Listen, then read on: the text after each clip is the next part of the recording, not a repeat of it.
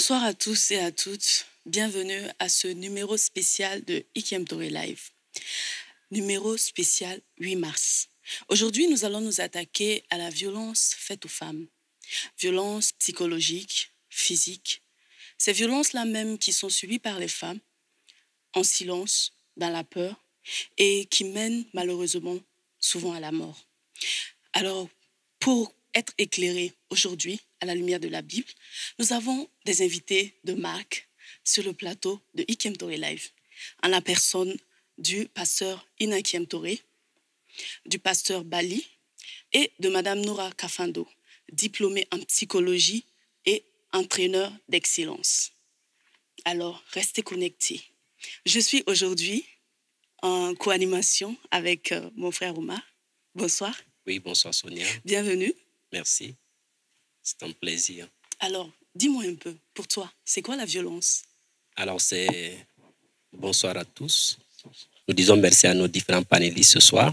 C'est vrai que nous parlons d'un thème assez spécial. Alors, la violence peut être décrite comme l'utilisation de la force, du pouvoir ou l'abus de pouvoir sur une personne. Et évidemment, ce soir, nous parlons de la violence envers les femmes.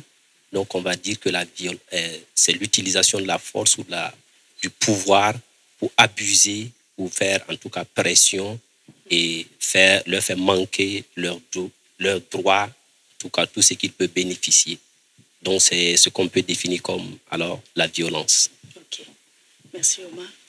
Alors, j'ai envie de demander à notre invitée, Madame Kafando, quelles sont les différentes formes de violence faites aux femmes?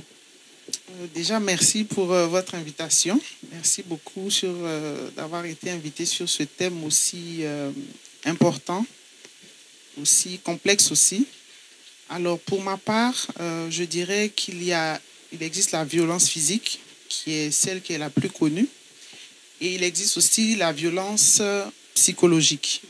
Maintenant, dans la violence physique, il y a la spécificité de la violence sexuelle, de la violence conjugale, donc qui est liée vraiment à toutes les violences que les femmes ou les hommes, mais ici nous parlons des femmes, peuvent subir dans le cadre donc, de la vie de couple. Merci. Alors, merci bien pour cette définition. Alors, je vais m'adresser au pasteur Ina Kiem Toré.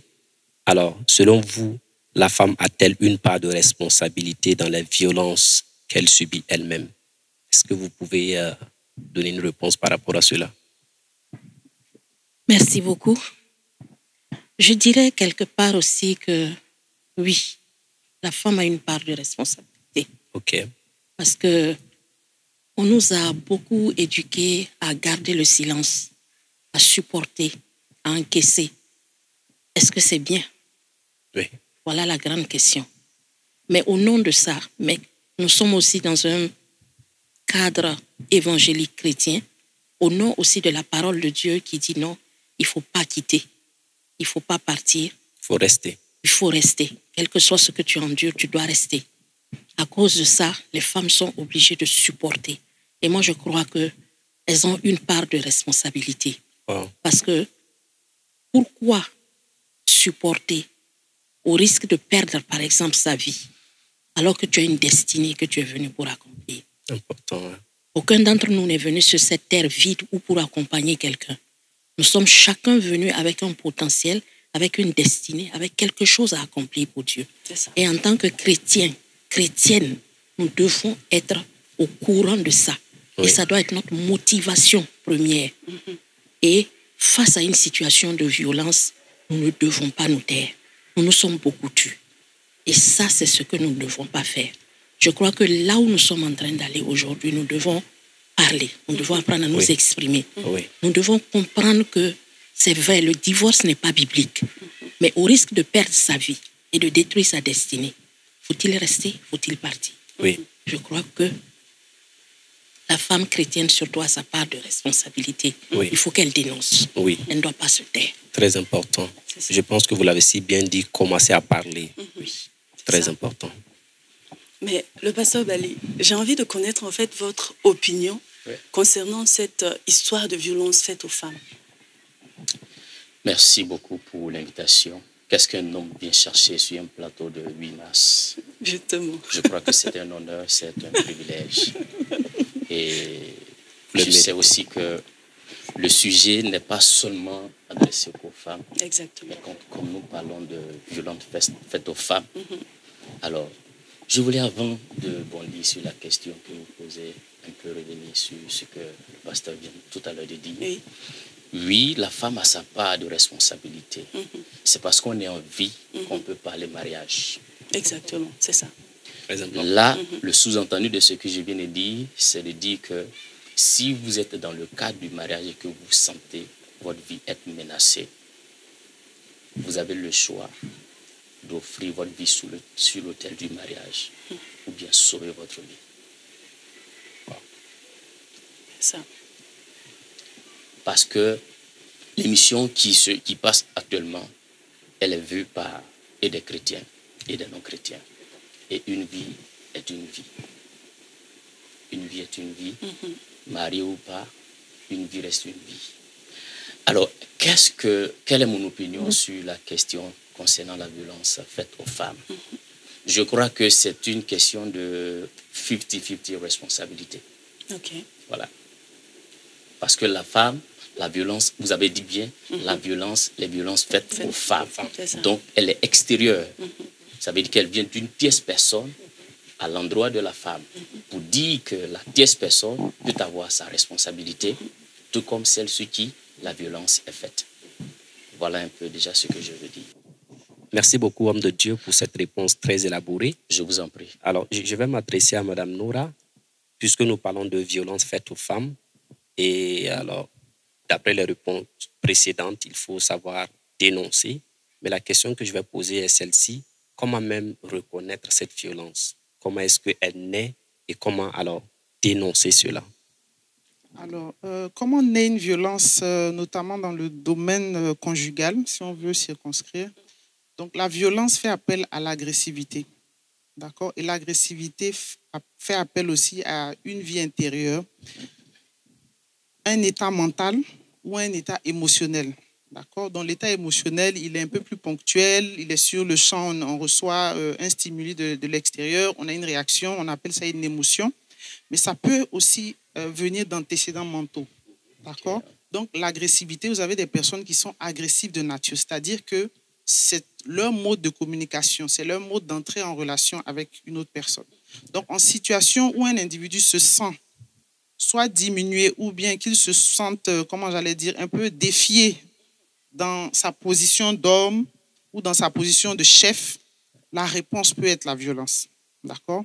Donc, cela naît souvent aussi des problèmes de communication dans le couple, là où un des conjoints n'arrive pas à s'exprimer par la parole, il va s'exprimer soit par les coups, ou bien il va s'exprimer par un niveau de parole qui est très agressif et qui produit, qui a un effet sur la personne qui reçoit ces paroles. Donc, nous avons différentes origines donc, de la violence. Il y a même l'état mental. Il y a des personnes, voilà, on est sur un plateau où on parle de questions chrétiennes, mais qui parle de chrétienté parle de la vie de tous les jours. Il y a des personnes qui sont instables mentalement. Voilà, et malheureusement, avant de se marier, on ne fait pas forcément de tests. Exactement. Ni, voilà, on n'a pas de moyen de savoir si la personne qu'on a rencontrée se trouve en situation d'instabilité mentale. D'autant plus que l'instabilité mentale peut intervenir à un moment donné de la vie où la personne n'était même pas au courant de cette difficulté qu'elle avait, mais face à un trauma, quelque chose de la vie, une nouvelle étape de sa vie, la personne se retrouve à réagir d'une manière dont elle était quasiment étrangère. Donc, il y a aussi évidemment le volet spirituel, il y a tout ce qui est possession, etc. Ça, on ne peut pas non plus l'occulter. Voilà, okay. Absolument. Merci. Vous avez parlé tout de suite de chrétienté. Pasteur Bali, vous êtes pasteur. Yeah. Est-ce que la violence conjugale existe à l'Église? Et si oui, est-ce que lorsqu'elle est dénoncée, elle est prise en compte?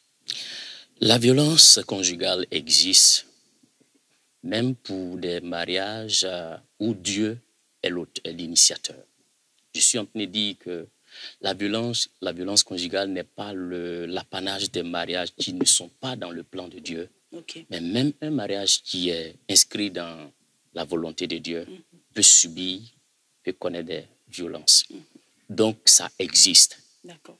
Et une des choses qui complique et rend difficile le travail du pasteur, parce que le pasteur est juriste, le pasteur est professeur, le pasteur est psychologue, le pasteur est coach, le pasteur, il est père, le pasteur est être humain, il est époux, il est ami, il est tout ça. Et le pasteur, au final, il doit être positif, productif face à toutes ces questions qu'on vient lui poser. Pour dire que l'existence de la violence conjugale vient en ajouter à l'ardeur du travail du pasteur. Maintenant, le drame, c'est que malgré le fait que ça existe, sous la couverture d'une certaine foi, on garde silence et les gens meurent dans le silence.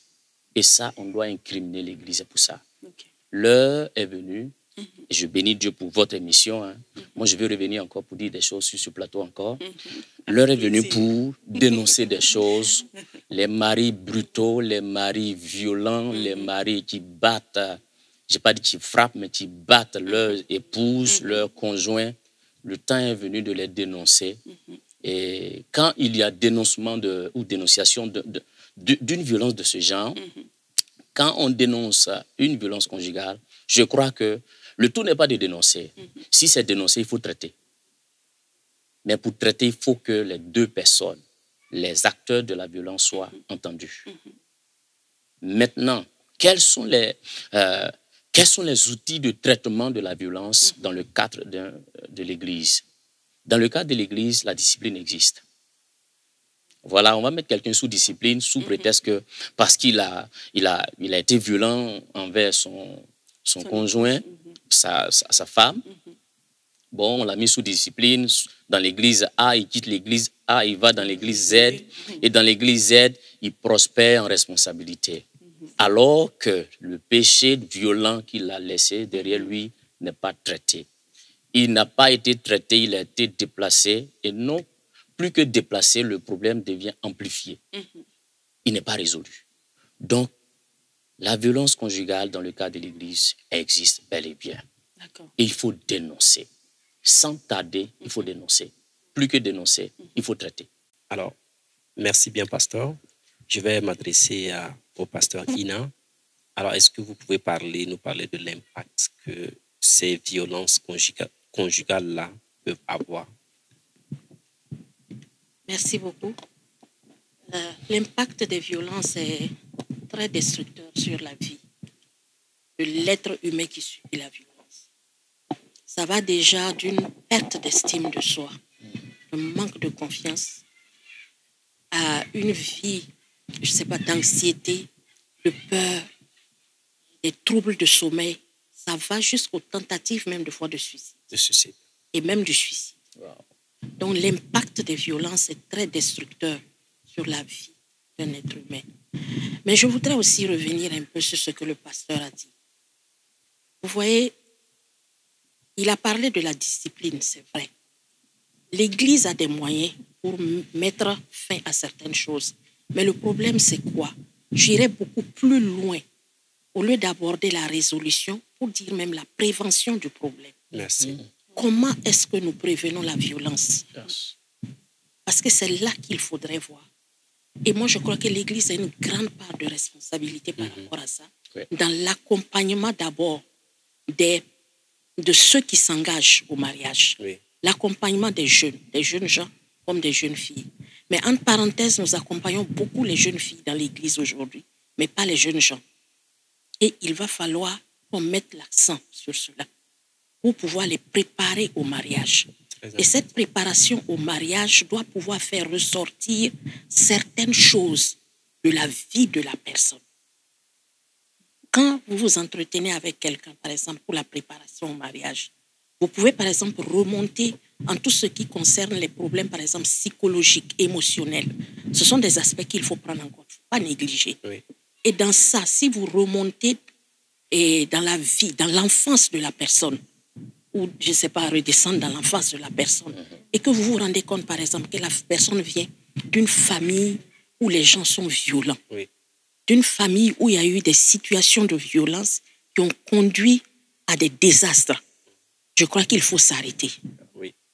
Ou vous vous rendez compte que la personne vient d'une famille, par exemple, de divorcés, où on battait, par exemple, une maman, il faut vous arrêter. Et il faut explorer ça avec la personne. Et s'assurer vraiment, et aussi avec la prière. Il ne faut pas négliger la prière dans ça. Parce que la violence, pour moi, elle est démoniaque, elle est diabolique même. Parce que Dieu n'est pas un Dieu de violence. Oui. Dieu est un Dieu d'amour. Dieu a toujours prôné l'amour. Et quel que soit ce qui arrive, pour moi, la violence n'est pas et ne sera jamais une ou la solution. Oui. Jamais. Jamais. Donc, il faut repartir déjà dans l'arrière-plan éducationnel des gens, comment ils ont grandi. Quelles sont les situations qui les ont marqués dans la vie? Devant telle et telle chose, comment est-ce qu'ils réagissent? Quelle est même leur approche, leur idée de la femme qui est devant eux? Parce qu'il y a des familles où la femme est comme un instrument, elle est chosifiée, oui. Elle est animalisée, oui. Elle n'est pas un être humain. Et il y a des gens qui sont dans l'église, qui ont toujours ces pensées. Qui viennent de ces familles-là. Qui viennent de ces familles. Oui. Ce sont des choses à ne pas négliger. Ils savent que nous sommes créés à l'image de Dieu, mais venant de ce genre de famille, dans leur tête, l'homme est un être supérieur à la femme. Mais Dieu ne nous a pas créés comme ça. Et puis quand on s'engage pour se marier avec quelqu'un, on s'engage à aimer la personne, à prendre soin de la personne. La Bible dit que d'aimer comme Christ a aimé l'Église. Comment Christ a aimé l'Église? Christ n'a pas fait de mal à l'Église. Christ est donné pour l'Église. Oui. Christ n'a pas détruit l'Église. La Bible dit au mari, aime ta femme comme toi-même. Tu fais subir, par exemple, une violence physique à ta femme. Mets-la sur toi-même et puis vois. Oui, ça commence d'abord là-bas. Oui. Vous voyez. Donc, que Dieu vraiment nous aide. Et je crois que il faut que l'Église se lève, que l'Église dénonce, parce qu'une vie n'a pas de prix. C'est vrai que vous avez parlé de redescendre, retracer le problème à sa racine. Et vous avez pris l'exemple de l'accompagnement des jeunes filles, oui. Mais ne pas oublier aussi les jeunes gens. Les jeunes gens. Voilà. Mais vous qui êtes maman, est-ce que ça n'existe même pas, même après le mariage? Oui. Il y a des jeunes gens qui sont très excités, qui veulent se marier. Et alors, ils rentrent dans le foyer. Et on voit que peut-être les premières années ou les premiers mois, on voit des gens qui sont dépressifs, des gens qui ont l'impression que ce n'est pas ce qu'ils s'attendaient. Est-ce que vous pouvez nous parler un peu de ça, vous qui sans doute voyez cela au quotidien? Effectivement, ce que vous dites est très sérieux. C'est très sérieux. L'accompagnement avant le mariage, il est bien. Je l'encourage beaucoup. Mais l'accompagnement aussi après le mariage est quelque chose. Parce que, pourquoi je dis ça? Nous rentrons tous, je dirais, dans le mariage avec des attentes. Oui. Vous voyez? Et quand nous rentrons avec des attentes, quand ces attentes ne sont pas satisfaites, nous sommes déçus. Souvent même, on oublie qu'on a aimé la personne. Oui. On redevient une autre personne. Et moi, ce que je dis souvent, c'est ça doit commencer avant le mariage. Il faut d'abord que les jeunes gens, disons, le jeune homme qui se marie, qui devient monsieur, qui est monsieur un tel qui va épouser cette demoiselle pour la rendre madame un tel, il faut qu'il sache d'abord c'est quoi être un mari. Quelles sont les responsabilités de l'homme, de l'époux qu'il est. Ça commence là-bas. Oui. Et il faut qu'il sache aussi, la femme qui est devant moi là, je l'ai épousée, elle est mon épouse, elle n'est pas mon esclave. Elle est mon épouse, mais elle n'est pas parfaite. Oui, très important. Elle est mon épouse, elle peut faire des erreurs. Moi aussi, je peux faire des erreurs. Il faut commencer d'abord par là. Parce que nous avons tellement d'attentes envers nos conjoints qu'il y a beaucoup de foyers qui souffrent aujourd'hui, et surtout les jeunes couples. Oui. Les gens ne veulent pas accepter certaines choses. Il n'y a pas longtemps, j'ai vu un cas où le monsieur, il menace la femme, par exemple, de divorcer. Il a plein de raisons. Et parmi une des raisons, par exemple, il dit, je viens, je lui demande de me donner de l'eau. Elle me dit, moi-même, va chercher. Merci. Mais c'était dans un contexte, parce qu'il n'a pas tout dit. La vérité, c'est quoi? C'est que cette femme avait un bébé en main, qu'elle allaitait. Faut-il se lever, enlever l'enfant du sein, aller chercher l'eau, venir lui donner? Écoute, il y a des choses que tu faisais avant ton mariage, que tu peux bien faire après ton mariage, et il n'y a pas de souci. Vous voyez? Mais quand on se marie, et puis on prend tout, on laisse sur la femme. parce qu'elle est venue, elle est l'épouse maintenant. En fait, j'ai envie de dire, entre griffes, l'esclave, elle doit faire. Ça ne marche pas comme ça. Elle a une valeur, elle a une dignité, elle est une personne humaine comme toi. Il faut pouvoir respecter tout ça en l'autre. Et puis surtout, évitons d'avoir trop d'attentes. Que l'homme connaisse sa responsabilité, que la femme aussi connaisse le rôle que Dieu l'a appelé à jouer à côté de l'homme, notamment le rôle d'aide, et que dans la sagesse, il puisse évoluer. Mais ce sont les attentes qui font que les gens sont très déçus et qui souvent, avant une année de mariage, ils te disent « je veux divorcer ». Et ça, il y en a beaucoup. On en a beaucoup rencontré. Et au fur et à mesure qu'on accompagne, qu'on conseille, les choses commencent à rentrer dans l'ordre. Oui. Parce que quoi qu'on dise, monsieur a peut-être vécu 28 ans avec ses parents avant de te rencontrer ou te marier. Tu as peut-être vécu 25 ans aussi de ton côté. Ce n'est pas la même éducation. Exactement. Donc, c'est normal que quand vous alliez vous marier, il va y avoir des chocs. Il y aura des chocs à un moment donné. Et c'est après ces chocs que vous allez commencer à vous découvrir, à tolérer certaines choses, à accepter certaines choses pour avancer. Donc, merci bien, maman. Je vous en prie. Je crois que j'ai trop parlé. Je retiens que vous avez dit qu'il faut accepter aussi le choc. Oui. Pour ceux-là qui traversent des situations comme ça existe, comme maman l'a dit. Oui. Donc, vraiment, merci beaucoup, maman. Je vous en prie. Okay. Alors, oui. C'est par rapport à l'entrée au mariage. Moi, j'allais dire, pour ajouter à ce que maman a dit, quand on devient chrétien, un des premiers travaux qu'on doit faire, c'est le travail de transformation personnelle. Merci. Le travail de guérison d'abord, merci. De transformation. Et malheureusement, souvent, c'est ce travail-là qui est mal fait. Donc, quelle que soit la qualité de l'enseignement que vous pouvez avoir venant des pasteurs pour entrer au mariage, ça ne va être que de surface parce qu'il y a en dessous des racines, il y a beaucoup de choses qui n'ont pas été traitées. Ça fait qu'on entre dans le mariage avec des blessures en se disant que l'époux, la personne en face, est ma solution, alors qu'on doit entrer dans le mariage avec ce qu'on a à donner et non pas ce qu'on attend. Tout à fait. Voilà. Quand on entre en demandeur, on entre comme un puits vide. On a besoin que l'autre nous remplisse. C'est souvent compliqué. Parce qu'on ne sait même pas si celui qui est en face est lui-même rempli à la capacité. Même souvent avec tout l'amour, avec tous les enseignements, avec tout ce que vous voulez, la personne peut être volontaire, mais elle ne dispose même pas de la capacité, non seulement de vous, d'abord même de s'aimer et de vous aimer en retour. Donc, la notion de puits vide, comme c'est dit dans la Bible, de puits de citerne vide, ça nous parle vraiment de comment on doit essayer de se remplir de la présence de Dieu, d'être convaincu de notre valeur devant Dieu, tout à fait, d'être reconstruit. On parle de métanoïa, c'est tout ça, d'avoir ce mouvement de changement vraiment, de positionnement, de pensée par rapport à moi-même, par rapport à qui je suis, par rapport à Christ, et non pas en fonction de mon histoire. Tout à fait. Et à ce moment-là, on est guéri et on vient en personne, on vient dans la relation du mariage avec de quoi donner à l'autre. D'accord? Parce que souvent, c'est ce qui se passe. Et quelle que soit la bonne volonté, entrant avec une citerne percée, quel que soit ce que le conjoint peut vous donner, ça ressort. Voilà, parce qu'il faut savoir que l'individu a ce qu'on appelle un compte émotionnel.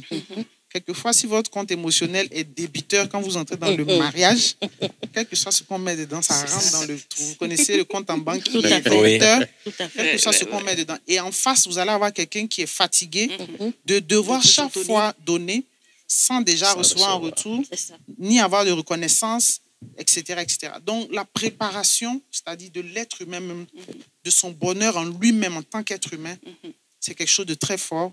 Et moi, je me rappelle de ces paroles que Papa Kiem Touré a eu à me dire. Il faut te construire toi-même en tant qu'être humain d'abord, avant de prétendre à entrer dans le mariage. Et il y a comme deux générations. Il y a notre génération, ceux qui étaient vraiment dans le monde avant de venir à Christ, qui a eu toutes ces blessures. Nos parents ne connaissaient pas forcément Christ dans la dimension qu'il fallait. Donc, nous entrons avec ces comptes débiteurs. Il faut beaucoup travailler. Maintenant, il y a une nouvelle génération qui est née de ces unions-là, qui, elle, est un peu plus préparée parce qu'elle est née de racines beaucoup plus saines. Voilà. Donc, eux, ils peuvent avoir moins de problèmes, mais néanmoins, on parle aussi d'un volet spirituel. Donc, il y a tout ce qui est lien. Il faut toujours se rappeler de ses racines et puis ne jamais baisser les bras dans la prière. Je terminerai en disant que quand on sait qu'il y a il y a eu de la violence dans son passé, c'est trop facile de dire « je suis en Christ, je suis une nouvelle créature, tout est passé ». je vous dis que ça doit rester votre point de travail jusqu'à votre dernier souffle. Parce que ça sera cette porte. C'est à cette porte-là que l'ennemi va se tapir pour vous attendre, parce que c'est ce point particulier qui est votre, là où le bas blesse. Exactement, vous avez parlé tout à l'heure de lien spirituel. Je voudrais demander au pasteur Balié, lorsque on parle là de lien spirituel dans les violences conjugales, comment est-ce que vous prenez ce volet-là en charge dans l'Église? Ok. Merci pour la question et pour toutes les contributions déjà abordées, données pour les questions. Moi, je pense que le volet spirituel existe en tant que cause des violences conjugales. Parce que, il faut le dire tout de suite, chacun de nous vient d'une famille.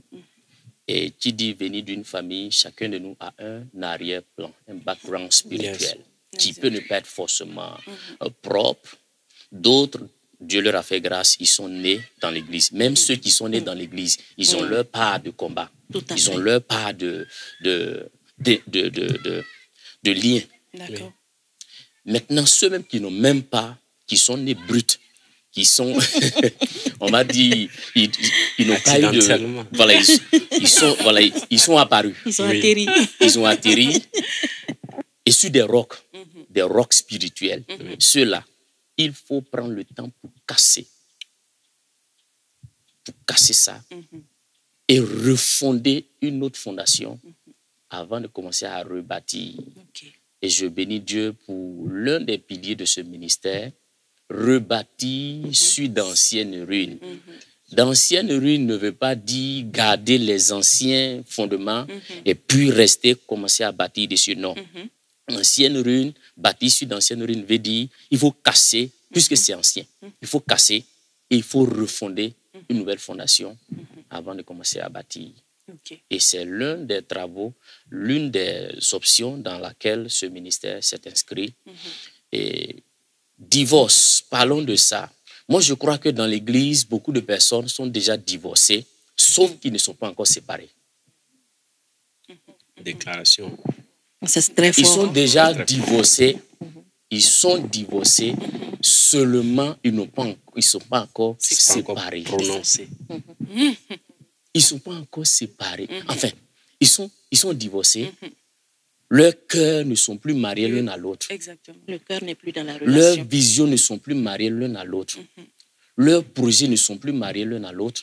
Du coup, c'est des cohabitants, c'est des voisins, c'est des cochambriers, mais il reste qu'ils se séparent.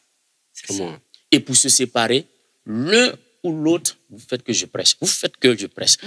Allez-y, pasteur. Alors, quand l'un cherche un prétexte pour se séparer, s'ils ne sont déjà divorcés. C'est fort, c'est beaucoup de personnes dans l'église. Non, ils ne sont pas ici. Ils sont dans l'autre église là-bas. L'église voisine. Ils sont dans l'autre église là-bas. C'est vrai, il y a beaucoup de personnes dans le cadre du mariage qui ne sont plus ensemble. C'est vrai. C'est triste. Au fait, c'est dû à un épuisement sur de longues années. Oui. La personne a porté ça pendant de longues années et elle n'en peut plus. Le regard extérieur, les qu'en dira-t-on, lui ont donné d'être emprisonné et elle ne vit plus, la personne ne vit plus. C'est ça, survie. Wow. Je peux vous donner un exemple, juste avant que je n'arrive. Quelqu'un qui me parlait de ça, quelqu'un que je suis, qui me disait, je sens, on ne se parle plus avec mon époux, mais je sens qu'ils veulent que je parle. Donc maintenant, il est en train de chercher des... Donc ça fait des semaines qu'il ne me parle pas. Donc est-ce que vous imaginez la violence d'un tel acte? Vivre dans la même maison que quelqu'un, ne pas lui adresser la parole. Il n'y a rien de plus démoniaque. Partager sa chambre, par exemple, avec quelqu'un. Surtout la femme. Connaissons le besoin de la femme d'être communiquer. écoutée, de communiquer. Et c'est vraiment une des violences les plus méchantes. Quelle punition. C'est méchant. Et vous voyez le caractère pervers de cette action, c'est pour amener l'autre au dos du mur. Exactement. Et que cette personne soit la personne à prendre le pas parce que cet homme n'assume pas ce qu'il voudrait faire. Et malheureusement, il y a trop de manipulation dans le couple. Et comme les pesanteurs sociales sont là, les pesanteurs culturels sont là, une fois que ça vient de la femme, ça, c'est vraiment pas quelque chose qui est tolérable. Oui. Exactement. Vous avez parlé tout de suite des manipulations et des violences qui viennent de la femme. Culturelles, Généralement, vous avez parlé tout de suite aussi de violences verbales, mais sur le plan également sexuel, on sent que lorsque la femme parle de violence sexuelle, elle est tout de suite repoussée. On se dit non, tu n'as pas raison. Maintenant, j'aimerais savoir, quand est-ce qu'une femme doit se rendre compte qu'elle subit en fait une violence, véritablement une violence sexuelle? Wow. En fait, c'est une question vraiment de feeling. Vous savez, l'agressivité, ça dépend de qui la reçoit. Quelqu'un peut m'insulter sur la route, mais bon, ça peut me passer dessus. Tout comme je peux être plus sensible à une insulte. Donc, ça dépend de la personne qui reçoit. Donc, comme on aime dire, quand le feu brûle sur une chaise, personne ne va vous dire de vous lever. Vous allez vous lever tout seul. Donc, l'intimité, les rapports sexuels sont quelque chose de vraiment tellement sensible. On parle de deux corps, on parle de l'intégrité physique de deux êtres. D'accord? Donc, quand un des êtres se sent violé dans son intégrité physique et qu'à l'issue de ce qui devrait être, on l'a dit dans le cadre du mariage, les relations intimes sont une forme d'adoration, quelque part. Quand ça passe de l'autre côté, ça veut dire qu'on est en train d'aller dans une situation compliquée. Et d'autant plus dans le milieu chrétien, avec tous les versets qui sont pour le fait que la femme ne se refuse pas à l'homme, ça devient beaucoup plus compliqué parce que la femme culpabilise par rapport à sa consécration à Dieu pour dire, bon, moi je veux être une bonne épouse, je veux plaire à mon Dieu, je veux accepter, alors que derrière ça, elle ressent quelque chose de vraiment d'amer. Voilà. Et quand vous écoutez ces femmes, vraiment c'est de nature à les déprécier. C'est-à-dire quand vous avez des relations sexuelles non consenties, la personne se déprécie au fur et à mesure. Son estime d'elle-même diminue et elle peut en arriver à avoir un dégoût même de sa propre personne. Donc, c'est aussi grave que ça. C'est aussi grave que ça. Donc, c'est un débat qu'on doit mettre sur la table, surtout dans le cadre de l'Église, parce qu'au-delà de tout, on en parlait tout à l'heure en off, le mariage doit être honoré. Et cette partie du mariage doit être honorée. Elle doit être un moment de partage. Voilà. Elle ne doit pas être un moment de domination où une personne a l'avantage sur l'autre, mais même moyen même de domination, de contrôle, d'exercer une forme de contrôle sur l'autre personne. Merci, Madame Kafando. Déjà, je voulais revenir vers le pasteur encore. Concernant les violences sexuelles, est-ce que vous avez des enseignements que vous donnez aux hommes à l'Église? Parce que vu déjà que la Bible dit qu'il ne faut pas se refuser, est-ce que certains hommes n'utilisent pas ce prétexte-là pour manipuler les femmes? Qu'est-ce que vous faites à ce niveau-là? L'Église. Et certaines femmes, est-ce que certaines femmes ne se refusent pas? Non, mais je suis sûre que c'est plus les hommes. D'accord. OK. Alors, oui, la violence sexuelle, ça existe. Il y a des cas qui existent. Il y a des cas qui existent où la femme n'a pas été préparée. Et le monsieur, il réclame aller avec la femme. Au final, la femme devient une chose pour elle, et elle n'y participe pas. Elle est livrée, mais elle n'a pas de part véritable. Alors que c'est une relation d'aller et retour. C'est un partage réciproque. Relation sexuelle ou bien rapport sexuel précisé. C'est ça. Wow. Voilà. Si c'est rapport sexuel, voilà, même si elle n'est pas préparée, il vient, il satisfait son besoin. C'est un rapport. Mais si c'est une relation sexuelle, il y a satisfaction réciproque. Exactement. Monsieur, madame, chacun est satisfait. Et pour qu'il y ait satisfaction, la satisfaction n'est pas seulement dans l'acte, elle est d'abord préparée. OK. Moi, je sais que ceux qui vont suivre cette émission vont quand même apprendre beaucoup de choses, l'expérience des uns et des autres. Il faut préparer ça. Il ne faut pas préparer ça au moment où tu as besoin du partenaire. Ça se prépare vraiment au préalable. Voilà, au préalable, ça se prépare.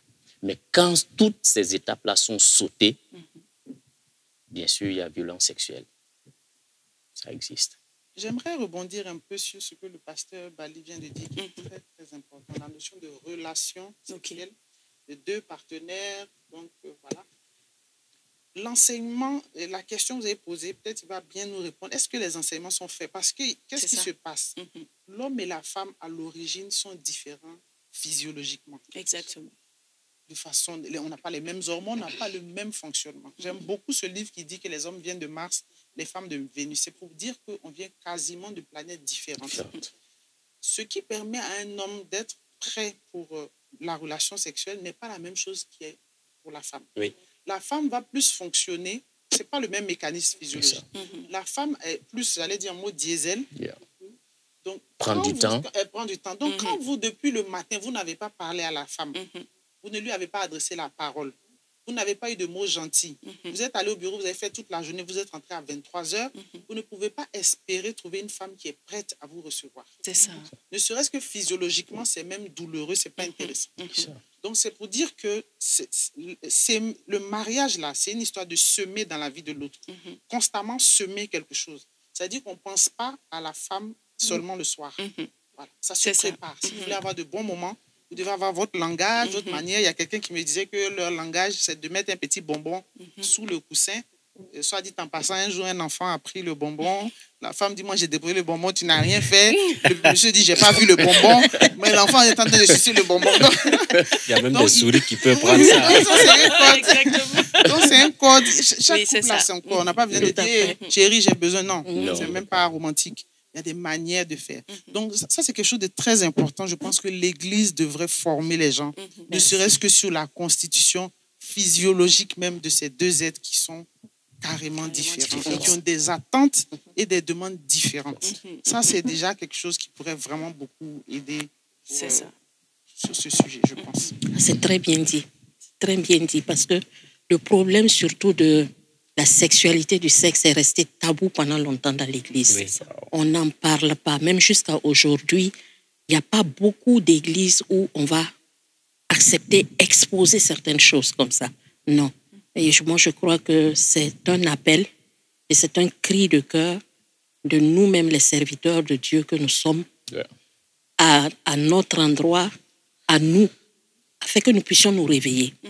Il a dit tantôt ici tout de suite, le pasteur, c'est l'avocat, c'est l'ami, c'est le conseiller, il est tout. Il cumule beaucoup de fonctions en une seule personne.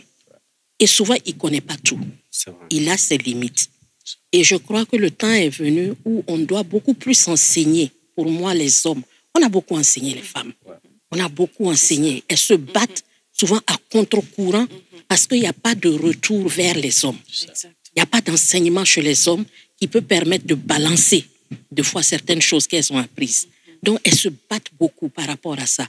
Mais le temps, je crois, est là où il faut que les hommes, dans les regroupements de genre qu'il y a dans l'Église, puissent quand même aborder ces thèmes et aussi avec l'aide des serviteurs de Dieu et même surtout des spécialistes. Oui. On a des personnes ressources dans ces domaines. On a des sexologues, on a des gynécos, on a des gens qui parlent de l'amour dans le couple. On a des conseillers conjugaux qui sont formés à dessein pour ces choses. Donc, je crois que le temps est venu où il va falloir vraiment parler de ça, enseigner pour essayer de rattraper ce qu'on peut rattraper. Sinon, moi, j'irais même plus loin pour dire quoi? Dans l'éducation de nos enfants, qu'est-ce que nous faisons? Parce ça, que la base même est là. Quel genre d'enfant, d'homme nous voulons demain?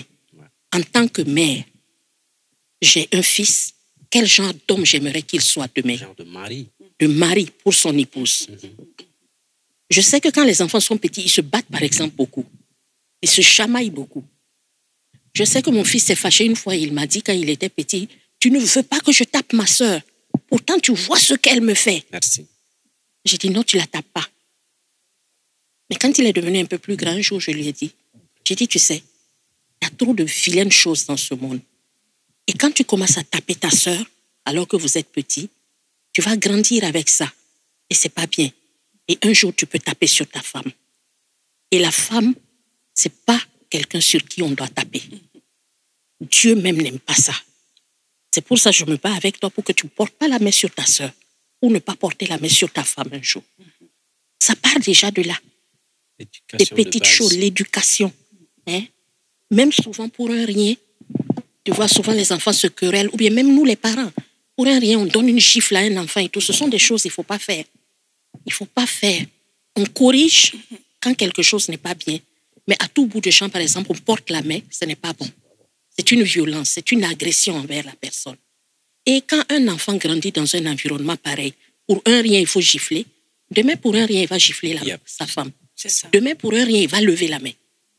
Alors que tout ça, ce sont des signes, il faut pouvoir faire attention.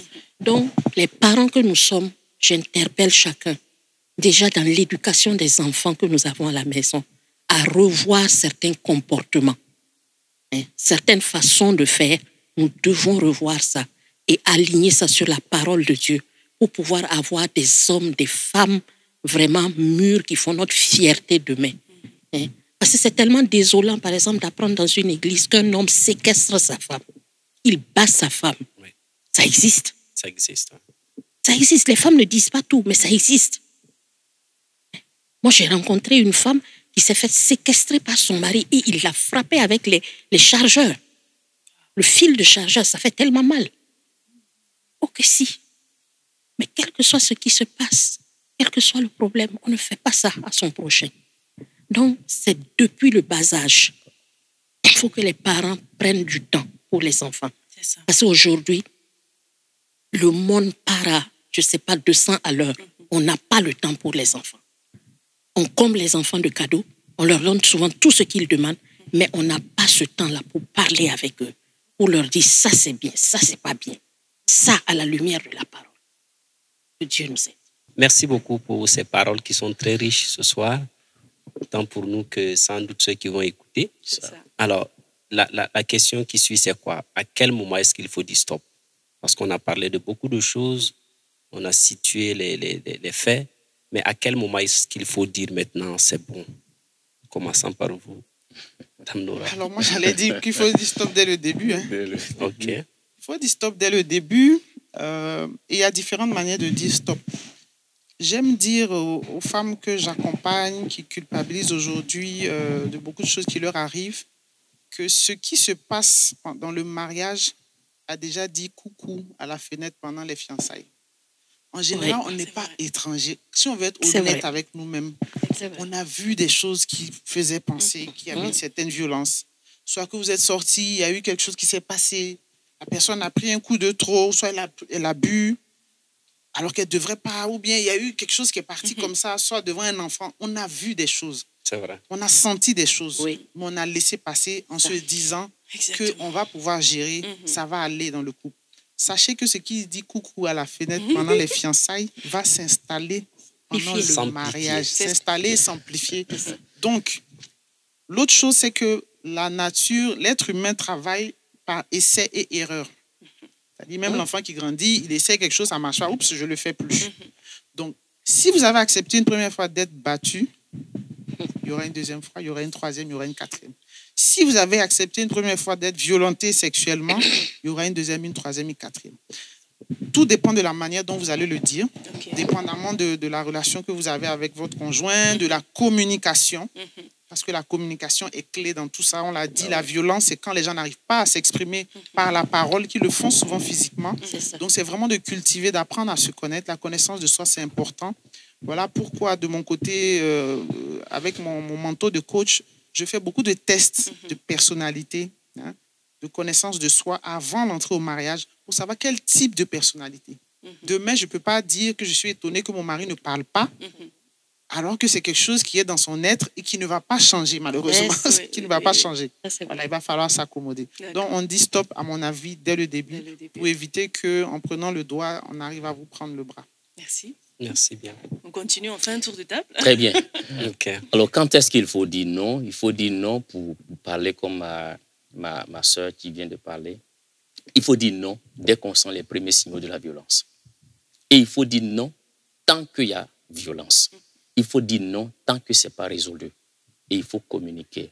Il n'y a pas de couple où il n'y a pas de conflit. Mais quand ça atteint le stade de violence, c'est déjà beaucoup trop grave et il faut dénoncer sans tarder. D'accord. Quand est-ce qu'il faut dire non? Il faut dire non sans tarder. Merci. Merci, pasteur. Voilà ce que je peux dire. Merci. Maman?